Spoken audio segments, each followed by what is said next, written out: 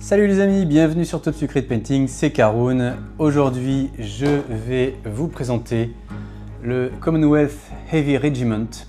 Donc c'est une petite boîte régimentaire pour Armand Clash pour le Commonwealth avec des unités lourdes dont les transports lourds et des chars de siège, de l'infanterie lourde, etc. On va revenir en détail là-dessus.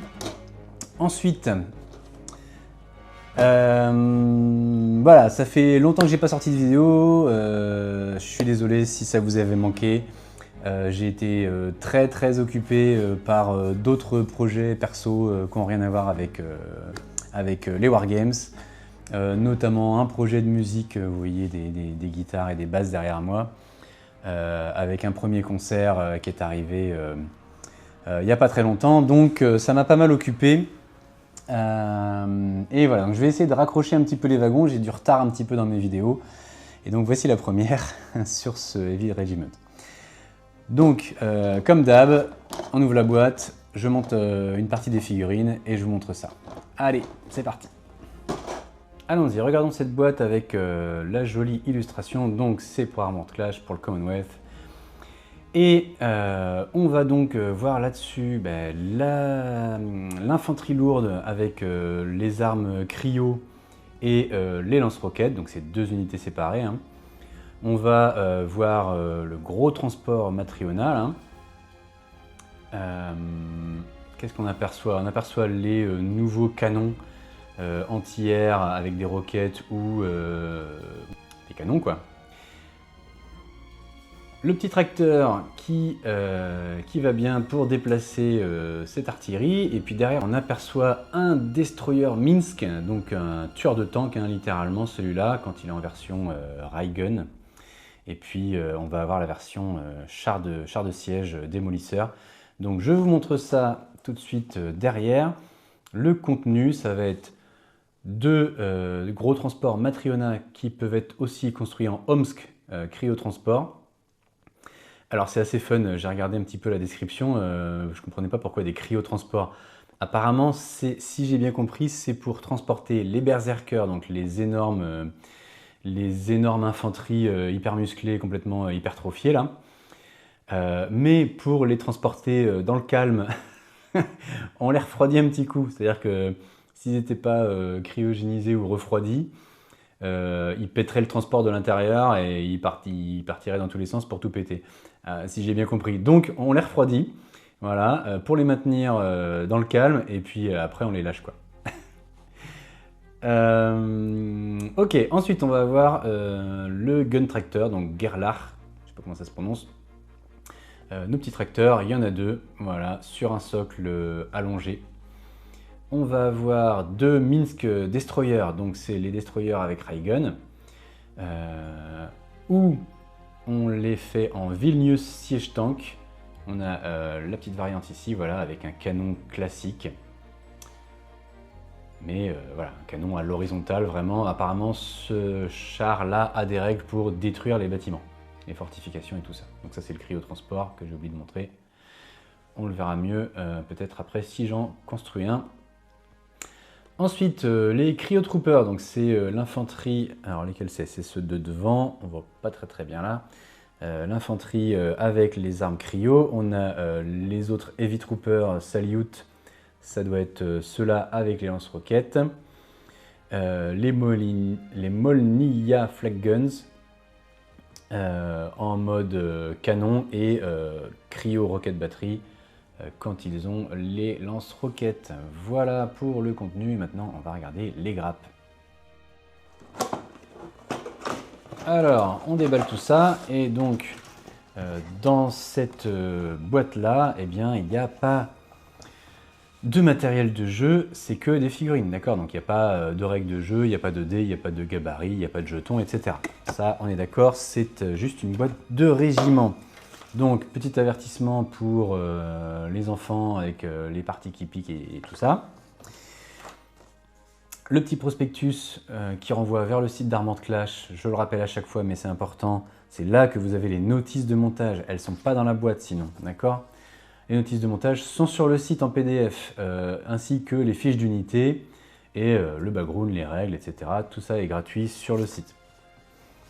Voilà, qu'est-ce qu'on trouve dans cette boîte? Eh ben, on va trouver 3 grappes de socle, 2 grappes avec les petits socles classiques d'infanterie, une grappe avec des socles rectangles allongés, donc ces deux-là vont servir pour les tracteurs, ceux-là vont servir pour l'infanterie. Hop.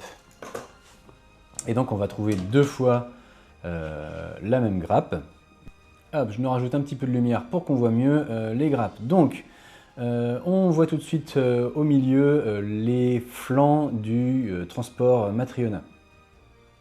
D'accord, on a une chenille à l'arrière, il va y avoir à l'avant, bah, c'est des grosses roues, je crois, ça va être les roues, c'est ça, ouais.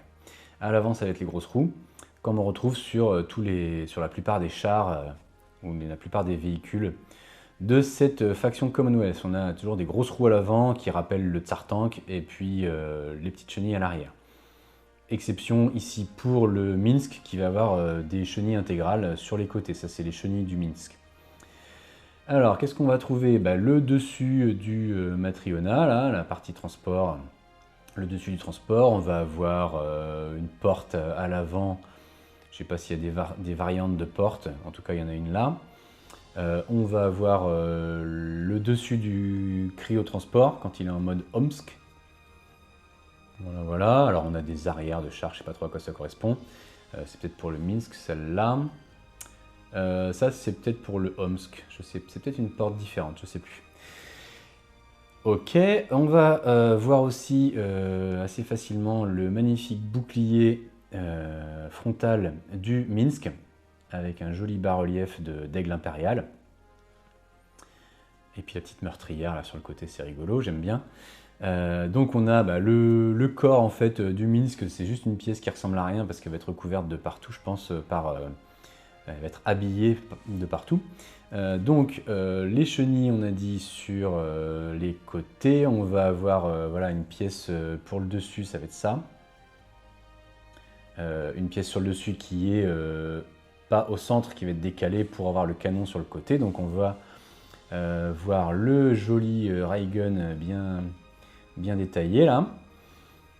Et puis on a le canon de siège qui est là pour le Vilnius. Alors au niveau véhicule, qu'est-ce que j'oublie? Eh ben, on a des parties pour le petit tracteur. Où est-ce qu'il est? Où est-ce qu'il est? Où est-ce qu'il est? Ça va être une partie centrale du tracteur, je pense, où on va avoir le siège du pilote.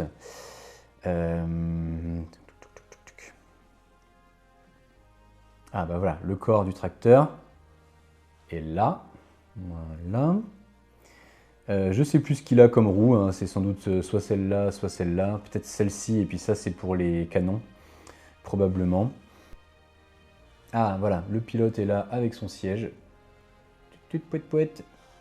C'est vraiment, il a vraiment un petit côté comique, trop mignon quoi. Désuet, je vais l'appeler désuet.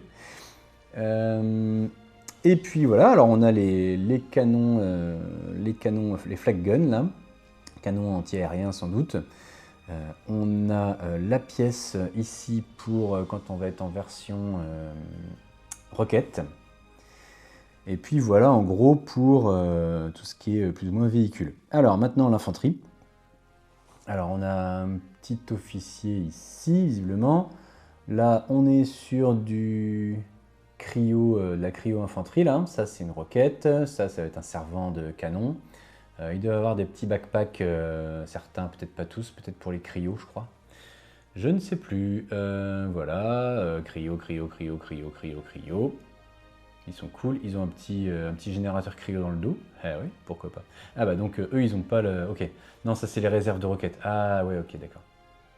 Voilà, là il y a 3 roquettes bien rangées dans un râtelier, quoi. Ça c'est la réserve de roquettes. Et eux, ils ont leur générateur cryo dans le dos. Voilà, et puis bah, sur l'autre côté de la grappe encore, ah ouais, ça c'est un lance-roquette en train de charger, cool. En train de tirer. Encore un officier, peut-être. Ça doit être pour les canons. Pour les canons aussi, j'imagine. Des lance-roquettes. Voilà. Ouais, on voit l'emplacement pour le pactage là. Ok. Et puis on a des petits drapeaux avec l'étoile du Commonwealth pour personnaliser les socles. On a fait à peu près le tour des pièces notables. Voilà, évidemment, il y a des petites détails en plus.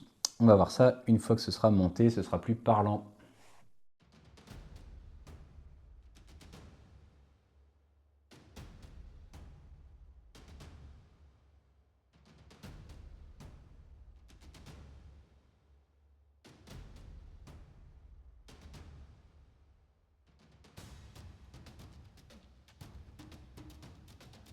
Allez, voilà le montage de la moitié de la boîte. Donc, commençons par les petites infanteries lourdes avec des lance-roquettes. Donc ça, ce sont les Salyut Heavy Troopers. Voilà. Sympathique avec leur petit backpack avec les réserves de munitions, les réserves de roquettes.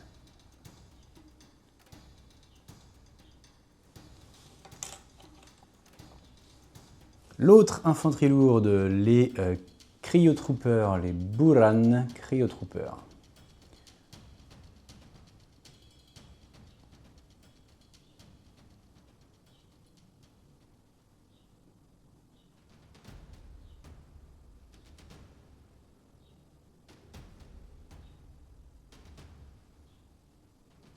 Petit générateur cryo dans le dos.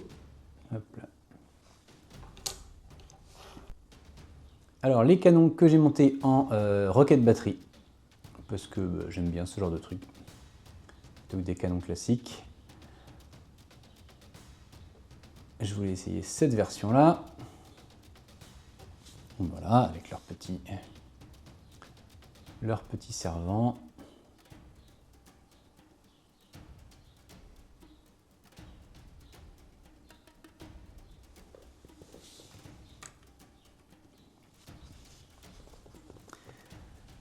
Le petit tracteur Gerlach, je ne sais pas comment on prononce.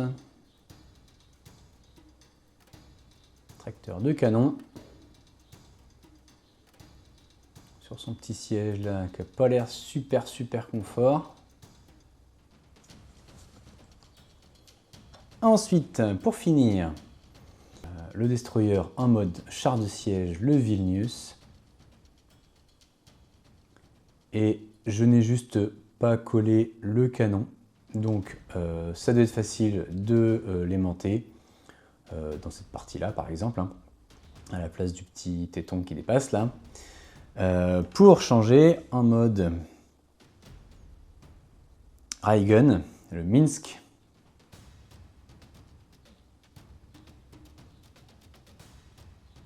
Voilà, très sympa. Bon, là pour gagner un peu de temps, j'ai pas fait l'aimantation, j'ai juste monté les trucs et j'ai pas collé ça. Facile de soit le coller, soit le laisser comme ça et mettre de la pâte à fixe, du blue tack, ou de mettre un aimant au choix. Et puis, le clou du spectacle, évidemment, le Matriona Heavy Transport. Alors ici, il est en mode Matriona. Mais j'ai gardé la possibilité de le changer. Pareil, j'ai pas mis d'aimant, mais ça doit être facile à faire. Et donc pour pouvoir changer, en fait, vous avez le montage qui se fait comme ça, et ensuite ces deux parties, ces deux pièces-là à coller sur le reste. Mais du coup, si on les colle l'un à l'autre, ça fait un truc qui tient assez bien tout seul. Hop là. Éventuellement, juste comme ça. Ou alors mettre une petite barre avec un aimant à l'intérieur.